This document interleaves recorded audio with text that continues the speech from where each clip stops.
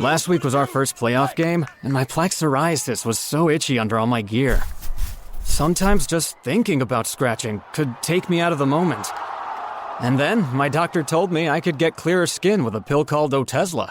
Otezla apremilast is a prescription medicine used to treat adult patients with plaque psoriasis for whom phototherapy or systemic therapy is appropriate. Otezla can help you get clearer skin after just 4 months. Okay, ready for the next game.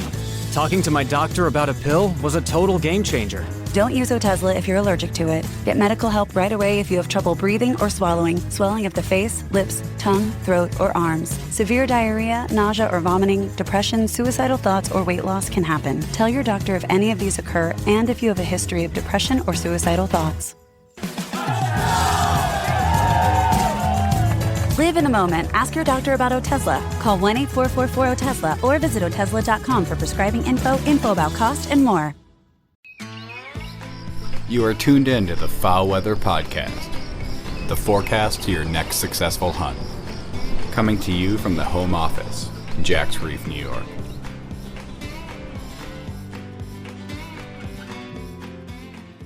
It's like Christmas in August. The BPOP results are in, and they are about what we expected. Those results are about what we expected.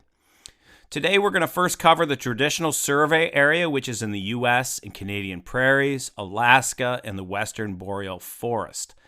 States including Washington, Oregon, California, Minnesota, Wisconsin, and Michigan do independent surveys that get included in the results as well. The Eastern Survey area is in portions of Ontario, southern Quebec, and the other eastern Canadian provinces, and largely influence the waterfowl we see in the Atlantic Flyway, as opposed to those folks in the Pacific, Central, and Mississippi that derive the majority of their birds from the traditional survey area.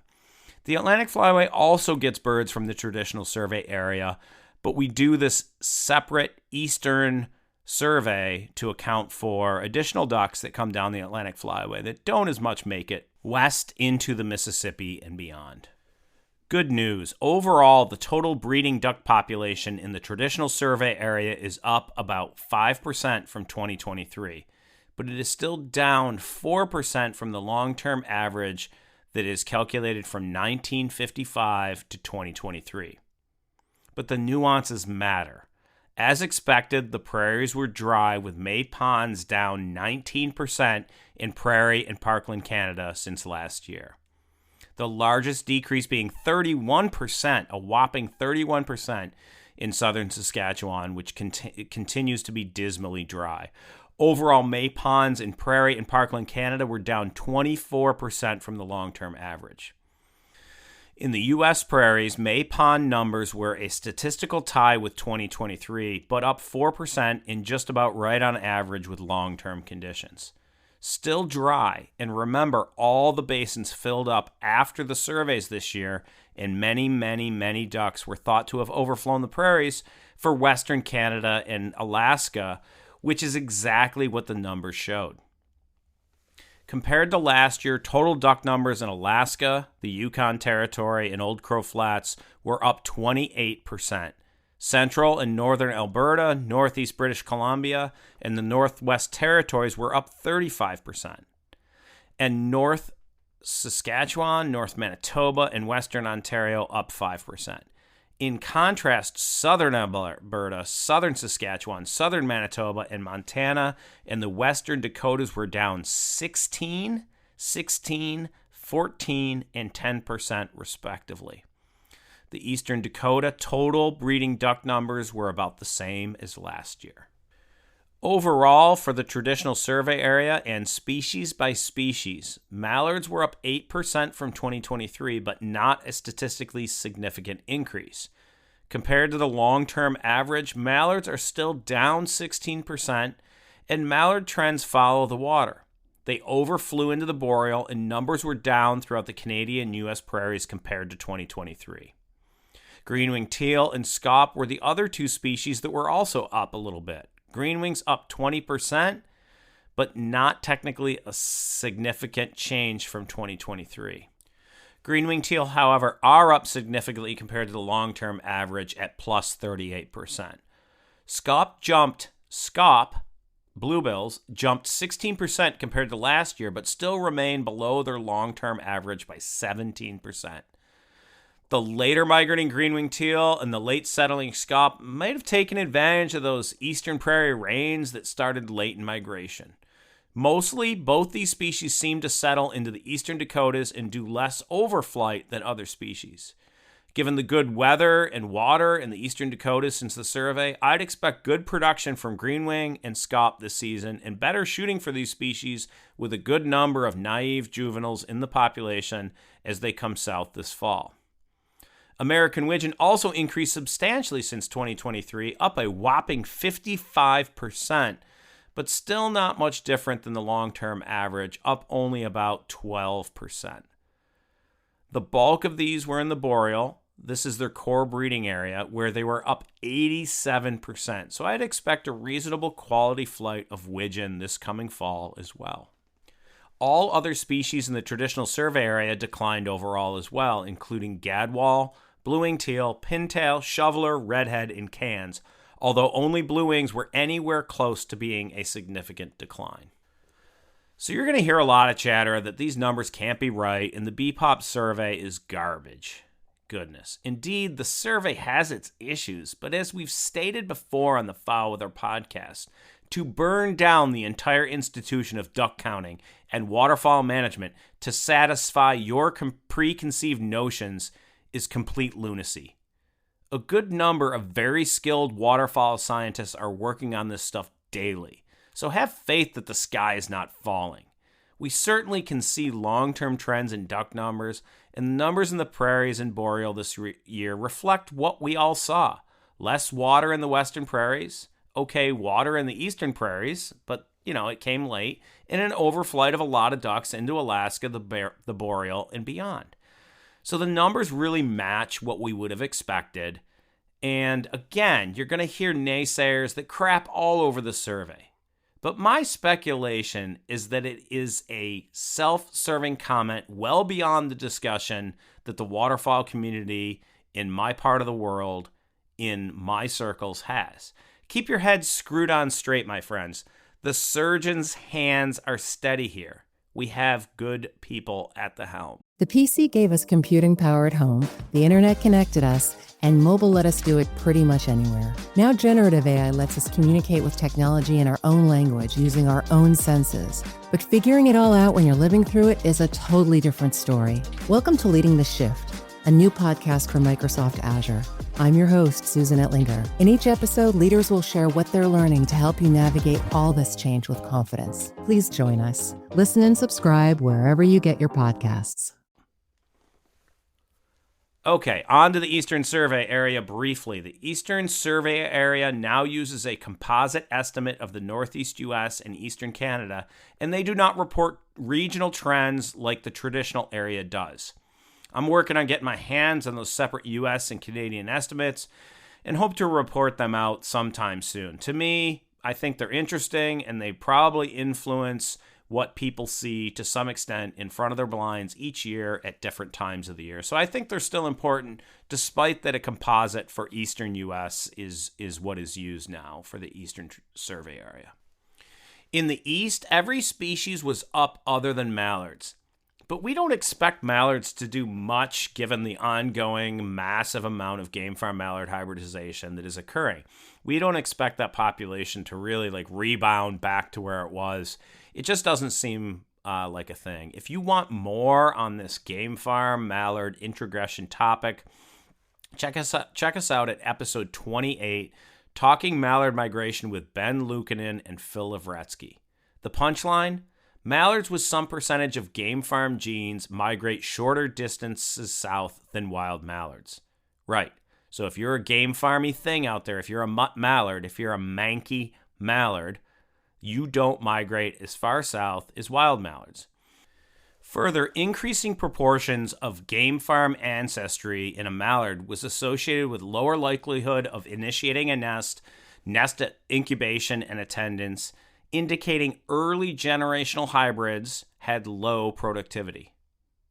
The Atlantic Flyway Mallard Telemetry Study that has spent over $1 million never tested genetics, And while they will provide information on quote-unquote mallards in general, they won't be able to speak to the most pressing topic for mallards in the East right now, or what a lot of us think is one of the most pressing topics in the East right now.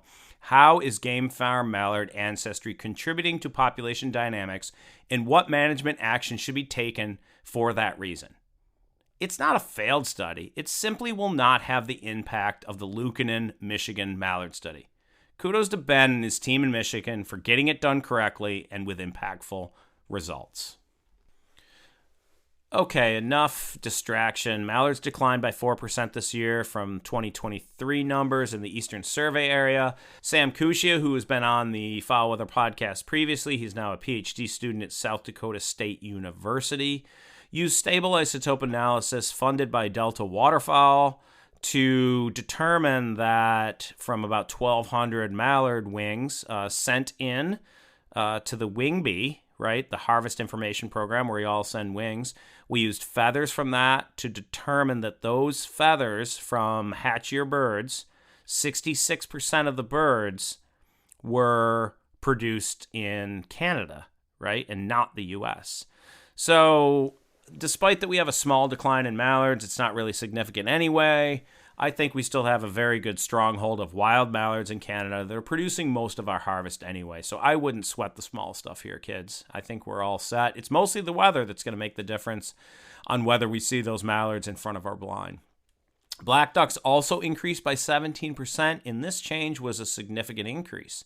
This is a testament to the fact that increasing the U.S. black duck limit from 1 to 2 was not consequential. More and more, we are determining that harvest doesn't drive these populations, and we should be spending our efforts elsewhere, right? Thinking about habitat. Other species were way up as well, including green-winged teal at 20% up, ringneck ducks 9% up, and golden eyes 42% up. Although golden eyes were the only duck up significantly in that group for the Eastern Survey area. These species, along with wood ducks that are surveyed separately, are used to in a multi-species model to come up with what season will be set for next year. So my expectations from these numbers is that there's going to be no problem that the Atlantic Flyway will be in a liberal framework for, 25, 26 at this point. Because of all the discussion surrounding pintails and the new pintail model, it is notable that pintails were down in the important high production areas in the Canadian prairie and down 26% in the Eastern Dakotas. Those that had ponds to settle on in the Eastern Dakotas likely had good production. Those pintails, right, in the Eastern Dakotas likely had good production, but most pintails overflew a dry prairie and northern Alberta and ended up in northern Alberta and British Columbia and Northwest Territories, where they were 39% greater than last year and 44% above the long-term average. This, movement into the boreal is a testament to the fact that we've had a really dry prairie for years, and more pintails are going into the less productive boreal to breed. But wait, the new pintail model recognizes that we can't store pintails, just like we can't store most ducks, just like we can't store away mallards other than our freezers. So it looks like we're going to be in the L3 or have a 3 pintail limit for 2025-2026 hunting season. You heard me right, folks.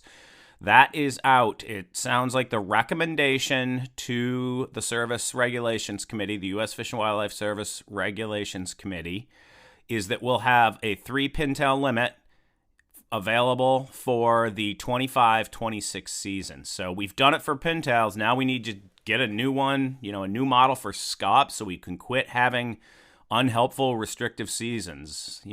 Another black eye is that we're going to only see a 9-day early blue-wing teal season in 2025. Not this year, but 2025. The guidelines allow a 16-day special early teal season in the Atlantic, Mississippi, and Central Flyways when the blue-wing teal breeding population estimate for the traditional survey area is greater than 4.7 million birds, and a 9-day season when the blue-wing teal estimate is between 3.3 and 4.7 million birds. This is archaic, and it really needs to go away. If there is a single duck that we have whereby guns don't run their populations. Well, blue-winged teal are the poster child for that. So kudos to the U.S. Fish and Wildlife Service and partners for getting the pintail model done and at a quality place. Now's the time for us to recognize that it can be done for other species, and we need to quit penalizing hunters with restrictive seasons that aren't tied to population changes, kids. So here's the deal, folks, across duck country. The sky didn't fall, and we currently have good amounts of water in Manitoba down through the eastern U.S. prairies. Basins are full. And now we just need one good snowstorm to reset portions of the prairies. The La Nina winter coming, albeit a weak La Nina likely, may set the stage for return of the wet to the prairies and maybe even Canadian prairie. Unlikely to be, really wet in the Canadian prairie without a barn burner of a March snowstorm. Right, so we wait on the coming season and the weather to make them push south. Follow the FowlWeather podcast each Monday morning from September to January to get the most up-to-date duck migration forecasts. We are the forecast to your next successful hunt.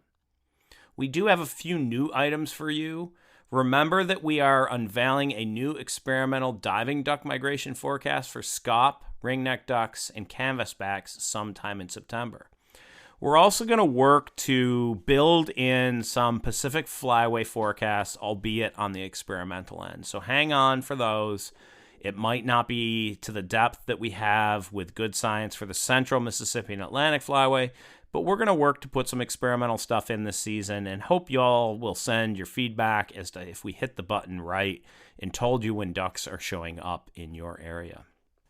We are also launching a new page with links to every single state and provincial waterfowl hunting season in the U.S. and Canada, a one-stop shop for all your waterfowl hunting season regulations. It's going to live at FowlWeather.co/seasons. That's FowlWeather.co/seasons. So good news, my friends, across duck country, the sky didn't fall, the ducks are still with us. Now all we need is a little bit of weather and some luck punching holes in ducks and not so much that nearby sky. We also want to take a few seconds and report on duck harvest from last year using a few examples, right? A lot of people don't know, but the U.S. Fish and Wildlife Service Harvest Trends Report is out too, not just the BPOP. I want to start by acknowledging the locals, the Merg Squad of New York.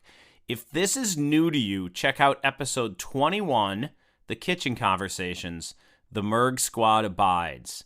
We don't know yet this year if they beat the Newfies, but New York's estimates for other Merg harvest, that is Mergs other than hooded mergansers, is up from 2022 to 2023, a whopping 2,010 birds.